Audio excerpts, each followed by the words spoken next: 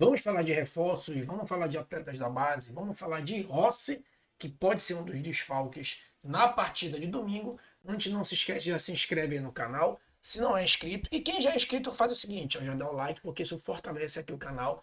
Isso ajuda a me incentivar e trazer mais conteúdos do Paysandu toda semana ou todo dia aqui para vocês.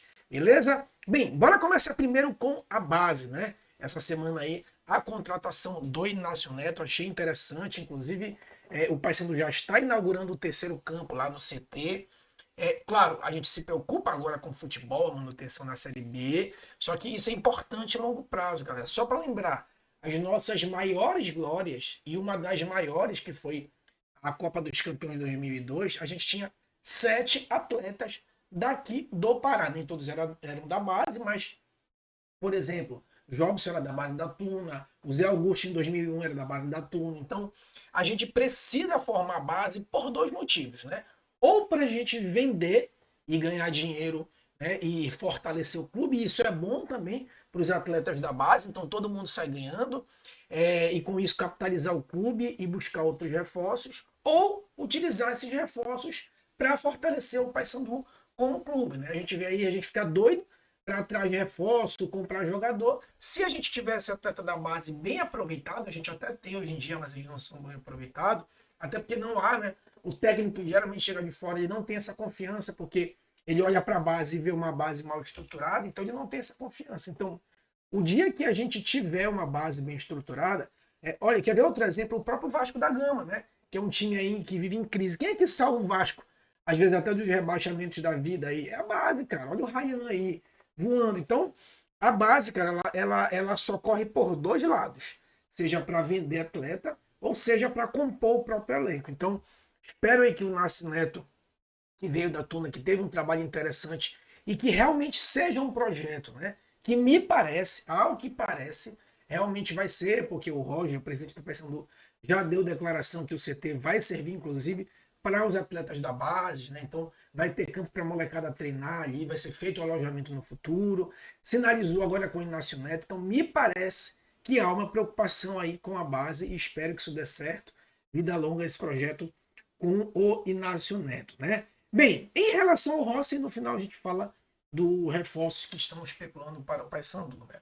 O Rossi, o último jogo que ele jogou em favor do Paysandu, deixa eu só verificar aqui, mas se eu não me engano, foi contra o Atlético Goianiense aqui, ó, contra o Atlético Goianiense, e ainda assim ele vinha de uma contusão, tá? Ele vinha de uma contusão, não jogou, se eu não me engano, 2 jogos anteriores, alguma coisa assim, vinha de contusão, jogou e foi substituído aqui, ó. Cadê, ó? Foi substituído aos 52, ou seja, aos 7 minutos do segundo tempo. Ele foi substituído, fez o gol no primeiro tempo, deu a pré-assistência para o segundo gol, naquele fatídico jogo em que o VAR meteu a mão, né, no Paysandu. Então, esse foi o último jogo que ele fez, né? Que dia foi esse jogo aqui? Foi dia 12 de julho, né? Olha só, a gente já tem aí mais de 40 dias sem o Rossi jogar, né? Já se foram aí cerca de 5 a 6 jogos, então é muito tempo, né? Rossi demorando muito para voltar, claro, a gente não tem como culpar o atleta, até porque ele manifesta muito vontade, ele é muito fominha, né? Para querer jogar, mas, cara, isso é muito preocupante, cara. Um jogador caro, né? Claro que não é culpa dele. Estourar o cara, mais uma consequência de erro de planejamento. A gente erra e um erro ele vai dando um efeito cascata, né? Disputou 4 campeonatos ao mesmo tempo. A diretoria, em vez de priorizar um, beleza, vai priorizar a Série B. Enfim, pensa num e prioriza. Tentou rodar todo o elenco nas 4 competições, tá aí. A gente não só ficou 11 partidas sem vencer, como estourou os jogadores, agora a gente está pensando no Rossi, tá aí o Rossi estourado, né? Então, não coloco a culpa na conta do Rossi, eu sei que a galera fica... Para mim, a culpa mais uma vez, a conta mais uma vez, vai para a diretoria, né, por um erro de planejamento lá no início, né? Então, o Rossi, ao que tudo indica, não deve, só deve voltar o jogo contra o CRB fora de Belém, lá em Maceió. Então, Rossi aí, muito provavelmente, provavelmente não, fora, né? O médico do Paysandu disse lá na Liberal que ele vai ser avaliado na segunda-feira. Então, se o jogo é no domingo, ele vai ser avaliado na segunda-feira, senão é certeza que ele não vai sequer entrar no banco contra o Operário, né? Situação aí bem ruim, porque é exatamente a posição que a gente está com carência, né? Porque ele pode jogar tanto de meia criativo como lá na beirada direita, né? E aí a gente traz o Marlon para o meio, né? Então, complicado aí, eu acho que. E o que é pior, né? Como tudo na diretoria do Paysandu, não há uma transparência, né?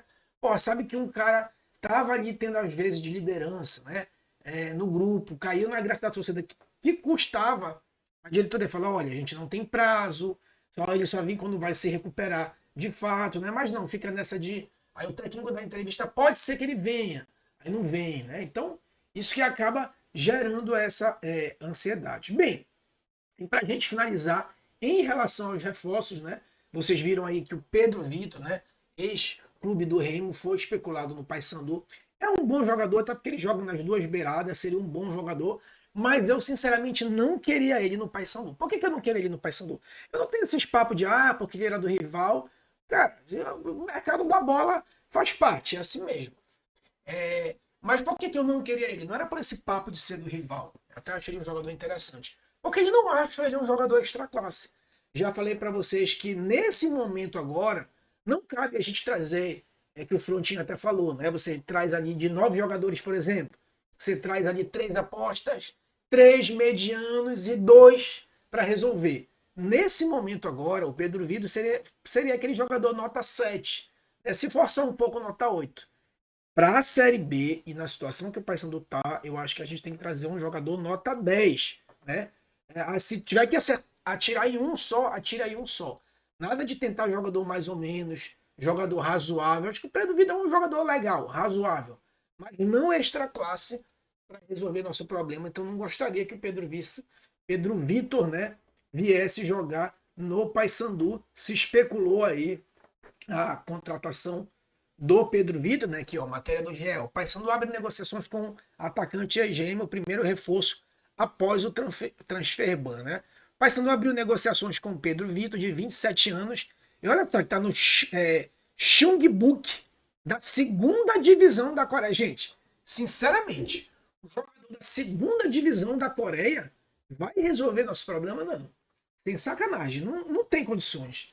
Não tem condições de um jogador da Coreia, da segunda divisão, vir resolver nosso problema. A gente teve, por exemplo, o caso do Diogo Oliveira, que estava lá no Uruguai. Claro, a Liga do Uruguai não é forte, mas é um futebol forte. Né? E o Diogo Oliveira foi só mais um no meio de tantos que vieram. Agora, se a gente quer poucos jogadores para resolver, não creio que Pedro Vitor seja um jogador para resolver. A informação foi divulgada pelo perfil Transferências 24 Horas, lateral de Recife. Pedro Vitor foi revelado pelo Desporte em 2017, né? Foi com a camisa do Remo, né? O atacante viveu os principais momentos. Em 2023, viveu uma grande fase, sofreu uma lesão em um clássico contra o Paysandu. Apesar do interesse do rival bicolor em manter o atacante, né? O Remo queria manter ele, não houve um acerto entre as partes, ele deixou o clube após disputar 48 jogos. Aí foi lá para a segunda divisão da Coreia. Não, sem sacanagem. Bom jogador, mas o jogador que está jogando lá na Série B da Coreia não vai vir resolver nosso problema, né? Mas eu queria saber a tua opinião, o que tu acha? Acha que o Pedro Vitor seria uma boa? Né? Acha que a recuperação do Rossi está demorando muito? Acho que poderia forçar um pouquinho, né? Porque o Claudinei disse que só queria jogador inteiro, mas será que nesse momento não é hora de dar uma forçada porque a gente está precisando? Enfim, queria ouvir tua opinião. Coloca aqui nos comentários. Beleza? Saudações bicolores, forte abraço e até a próxima.